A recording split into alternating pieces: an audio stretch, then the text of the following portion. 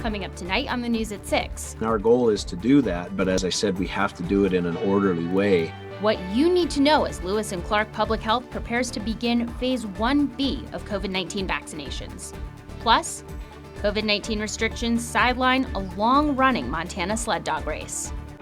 From Montana's news leader, this is MTN News at 6. Good evening. Welcome to the news at 6. I'm Marian Davidson. Thanks for joining us. Lewis and Clark County is expected to begin Phase 1B of COVID-19 vaccinations next week. MTN's John Riley breaks down what that means. On Monday, Lewis and Clark Public Health was working out the final details for their next phase of vaccination distribution in the county. Phase 1B is expected to encompass around 13,000 individuals ages 70 and up or 16 or older with specific high-risk health conditions. In order to avoid complications, the county is looking at having a pre-registration system. And we're limited by supply. So if I know, for example, that I can only give 400 shots in one clinic, it would be irresponsible of us to invite 8,000 people to that clinic. First come, first serve is not equitable, and it's not one of those things where logistically it would be a good idea. Lloyd says they've also done a close review of their traffic flow for the clinic to ensure there's no overspill on the neighboring streets.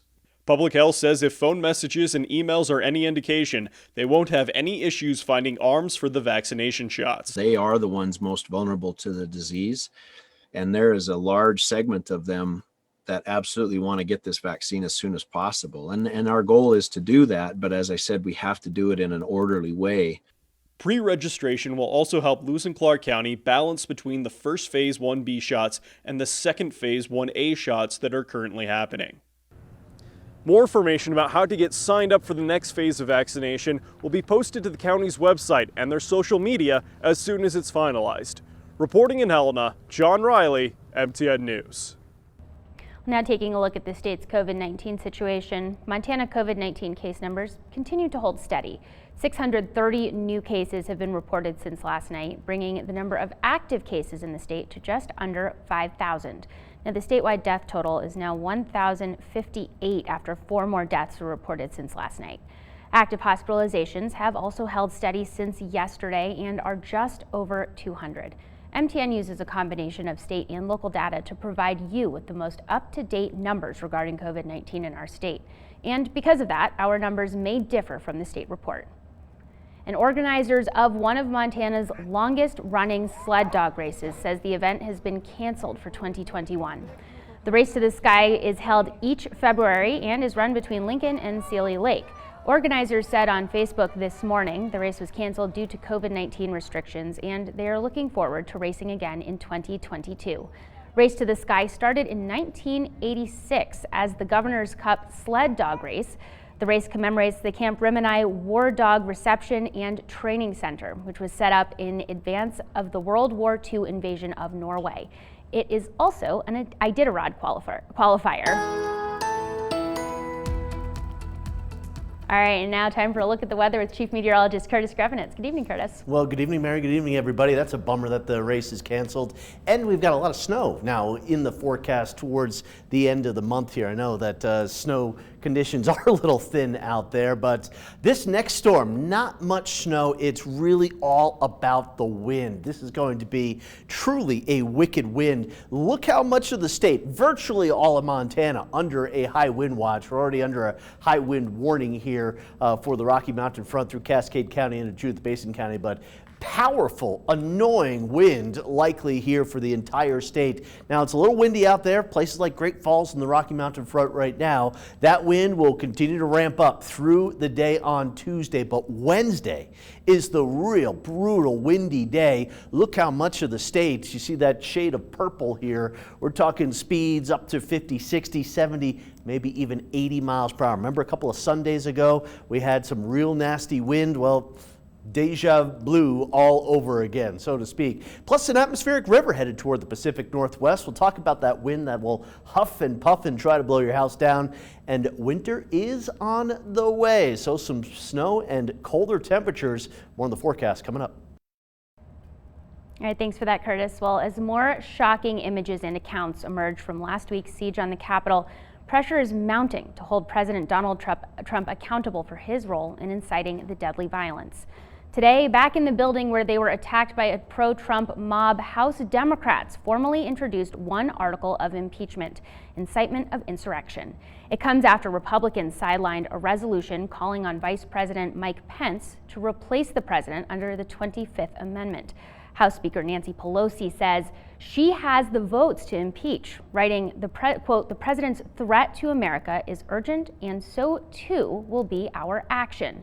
Beyond impeachment, Democrats hope to block President Trump from ever holding public office again, but they are also hoping for bipartisan support and so far have only a few Republican backers.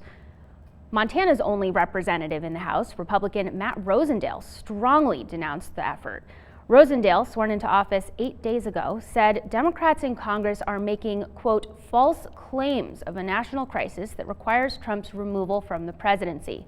He called the actions, quote, "disgraceful political theater," and urged Democrats not to do any additional damage to the political fabric of our republic. Rosendale is one of about 140 Republican House members who voted last week to challenge presidential election results in Arizona and Pennsylvania. Republican Senator Steve Daines also said trying to push impeachment articles through Congress just days before Trump leaves office will, quote, "further divide the country." A second Montana state legislator has tested positive for COVID-19 during the current legislative session. Republican legislative leadership announced late today that State Representative Fiona Nave of Columbus received her positive test result earlier in the day. Senator Jason Ellsworth, who chairs the legislative leadership COVID-19 response panel, said Nave has been working remotely and has not attended the session in person at all. Last week, Republican State Representative David Beatty of Hamilton was the first lawmaker to reveal he had tested positive for COVID-19. The COVID-19 response panel is planning to meet tomorrow for the second time. Ellsworth says it will continue implementing plans and precautions for the session. Now, minority Democrats on the panel say Republicans do not have an adequate plan for preventing and reacting to COVID-19 outbreaks at the session. And last week, Montana lawmakers decided not to approve a state agency's request for more than $1 million to help prepare for recreational marijuana sales. The Department of Revenue said the money would have been used to hire about 20 new employees to work on recreational marijuana and for other expenses like setting up a cash drop room, as marijuana businesses are largely cash-based. Montana voters approved Initiative 190 last year, which calls on Revenue to create rules and start taking applications for recreational marijuana sellers by October 1st. Now, Representative Bill Mercer, a Republican from Billings, asked for the funding to be removed from the bill. He said he appreciated why Revenue made the request, but felt there were still too many unknowns about what lawmakers will do with recreational marijuana laws. And still ahead on the news at 6, what you need to know about the latest round of PPP loans. News Leader. You're watching MTN News at 6. Welcome back to the News at 6. Thanks so much for spending some time with us this evening. The Paycheck Protection Program is aimed at helping small businesses keep their employees on payroll through the pandemic with forgivable loans. The program reopened today for small businesses across the country. MTN's Gabby Crevitt reports. A new round of PPP funds will soon be available for small businesses across the state of Montana. Brent Donnelly with the U.S. Small Business Administration District Office in Montana says businesses who didn't apply or receive PPP funds the first go-around can apply for the first draw as early as this week. Second draw loans can be made if businesses meet a specific criteria. 300 or fewer employees as far as the size of the business, and the business is going to have to document a 25% reduction in revenue over comparable quarters between 2019 and 2020. So for that second draw loans, businesses are going to have to document that revenue deduction in order to be eligible to apply. Donnelly says small businesses in the restaurant and food service industry can also find some additional financial assistance. One aspect of this I think is going to hit probably every Montana community is under the calculation for maximum loan amount, it's 2.5 times monthly payroll. With the exception of food service and accommodation industry, they're allowed to apply for up to 3.5 times their average monthly payroll. Community banks and lenders are gearing up for the new round of PPP funds, this time totaling $284 billion in loan funding. You spent the first round, or maybe you didn't apply for the first round. You can still get in. You can still apply. You know, there's money there available, and this is what it's designed for, is to help business owners here in Montana. There's really so much more to unpack with this new round of additional loan funds, including increased eligibility with different businesses and organizations. Nonprofits can now apply for a PPP loan. Additionally, we'll see some more flexibility for seasonal workers, and small businesses can use this PPP money to spend on some different expenses that were not originally allowed for the first round. Reporting in Bozeman, Gabby Crevitt, MTN News. All right, Curtis, that atmospheric river you mentioned earlier sounds nice if we don't blow away first. Well, it's not going to be so nice for at least the people out there in the Pacific Northwest here. Yeah, it kind of sounds like nice if you're heading down into the tropics. But yeah, big plume of moisture originating way out on the other side of the Pacific. It's heading towards the Pacific Northwest and to Montana. I'll let you know what that means for Big Sky Country plus weather-wise coming up next. Weather starts now with Chief Meteorologist Curtis Grevenitz. All right, welcome back, everybody. Many of us were literally in a fog over the weekend, unless you got above those clouds. How cool was it? In this week's Weatherwise, freezing fog blanketed much of Montana into a wintry wonderland. With not much of a winter so far, a lot of Montana looked like a magical winter wonderland over the weekend. Freezing fog made for a beautiful landscape, but also some hazardous travel conditions. Freezing fog is pretty self-explanatory. It's fog that freezes. However, the process is pretty cool, pun intended. Freezing fog occurs when the air temperature is below freezing and the water droplets in the fog become supercooled. Supercooled water droplets are super cool, pun number 2 intended. Supercooled water droplets are chilled below the freezing point, but stay in a liquid state in the absence of what's called a seed crystal or nucleus. We'll get into thermodynamics another day. Over the weekend, the fog stayed in liquid form until it came into contact with a surface it could freeze on. Some surfaces that these droplets may freeze on include tree branches, telephone lines, stairs and rails, sidewalks, roads, and your vehicle. Caution should be taken if traveling through freezing fog, as black ice can form on roadways. Those flying, a thin layer of ice can form on the aircraft, making flights dangerous unless the aircraft is treated or has effective de-icing equipment.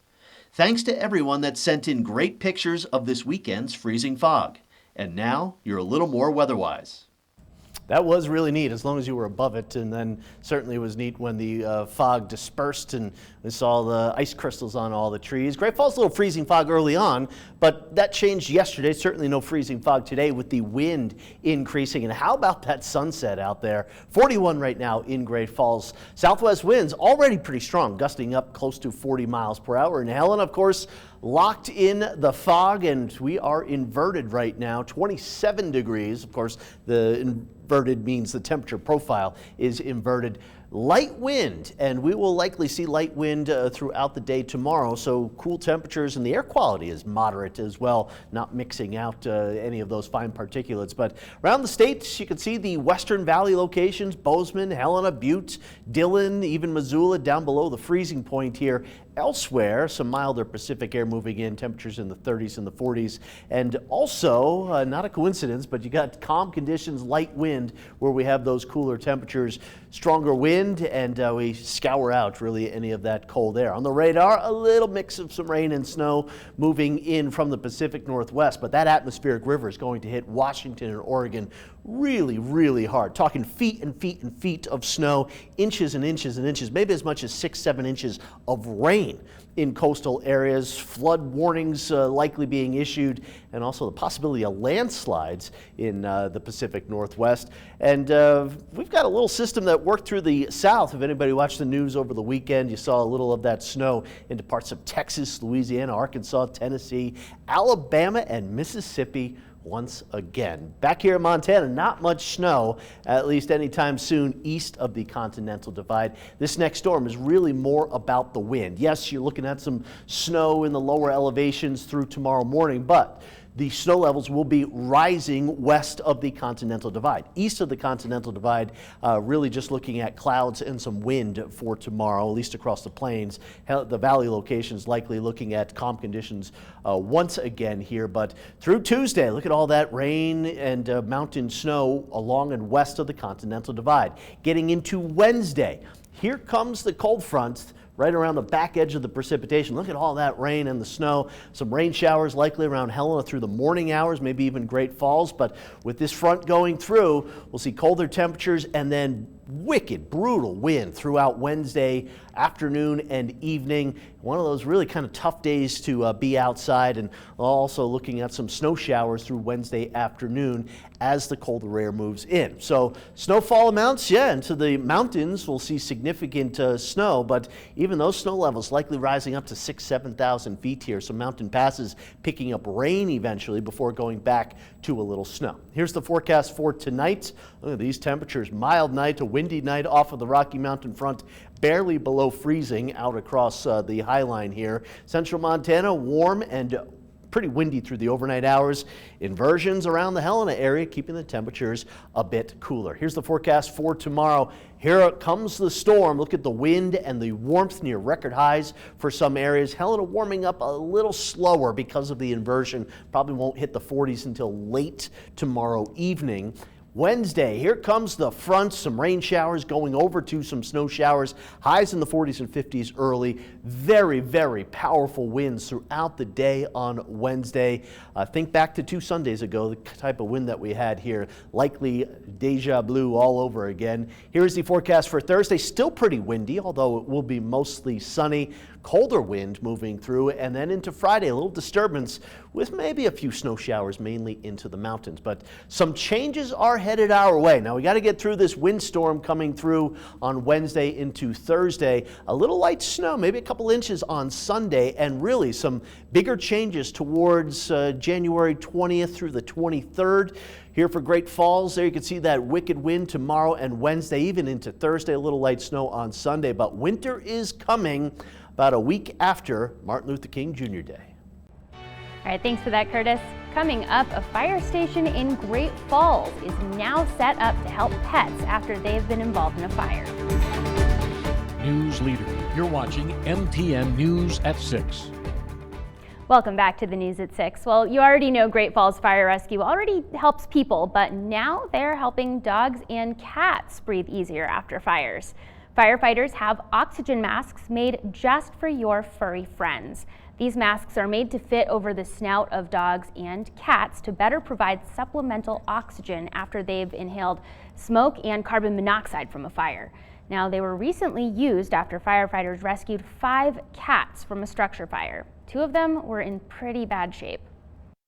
Put the oxygen masks on them, and it was interesting to see how quickly they perked up from being lethargic and floppy to one of them was a lover and one of them wanted to use this as a scratching post. So, but we were able to return them both to their owner, who was extremely happy.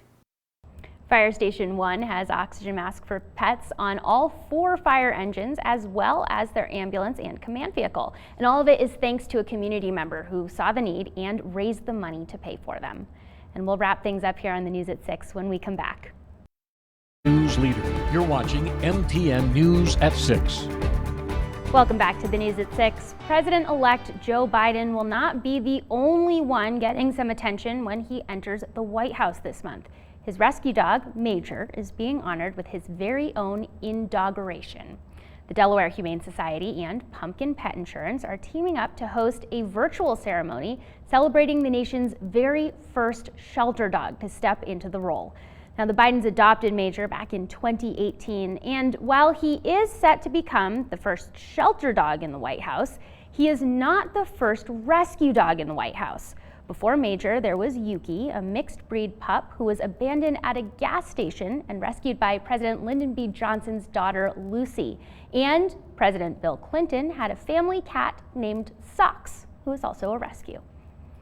All right, and that does it for the News at 6. We'll be back here tonight at 10 with your latest local headlines and, of course, another look at that weather. We'll see you then. Have a great evening.